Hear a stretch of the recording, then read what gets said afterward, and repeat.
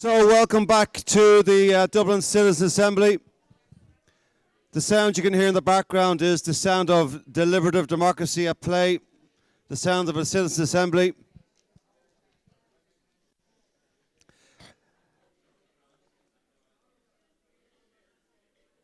God, I think we can let them go on. Could be for the evening. Yeah, it's fantastic. It's fantastic. Give me another hour. So we'd now like to conclude this today's session.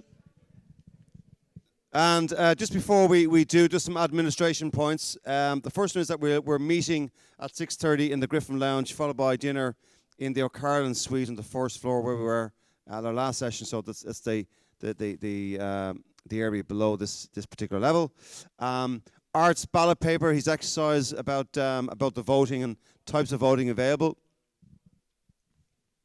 If you could just all complete those, please, before we leave the room, that would be great, and we can have a bit of fun with that, with the results of that particular exercise.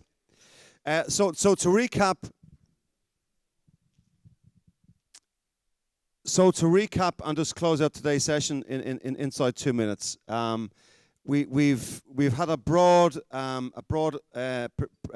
spectrum of presenters that were with us today, and we're grateful and thankful for them all making time to be with us today. And for us to climb this mountain, to get to a report back to the houses of our Oireachtas who represent all of us in this room, it's not a straightforward line. It's not linear, even though it appears linear on that particular graph. There's lots of cul-de-sacs, lots of up and downs, lots of bends in the rivers. Sometimes you go around a bend, it's a little bit slow, and then we get at the far side and we accelerate again. And as Tim mentioned earlier on, he's obviously been in a lot of nice restaurants. Certainly he's at home in mine. If I was cooking, there'd be a lot of flour and a lot of mess.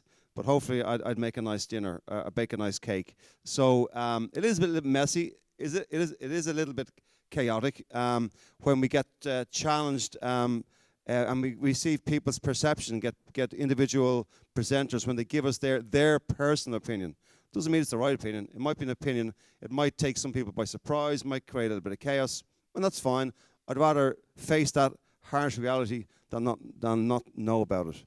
Because we will prevail in the end, and we will get to the top of that pyramid, and we will execute a report on behalf of the 1.7 million people that called Dublin their home. And that's our vision. That's our purpose here, to serve something hard in ourselves, the great county and city of Dublin. So I just want to congratulate everyone for making time to be with us this weekend. Everyone has a personal story, and everyone has made a personal sacrifice to make time to be with us. Ruth Iabashi, if I pronounce that right, Ruth, and forgive me if I haven't, Ruth, but Ruth is a nurse who was on a late shift last night. Thanks, Ruth.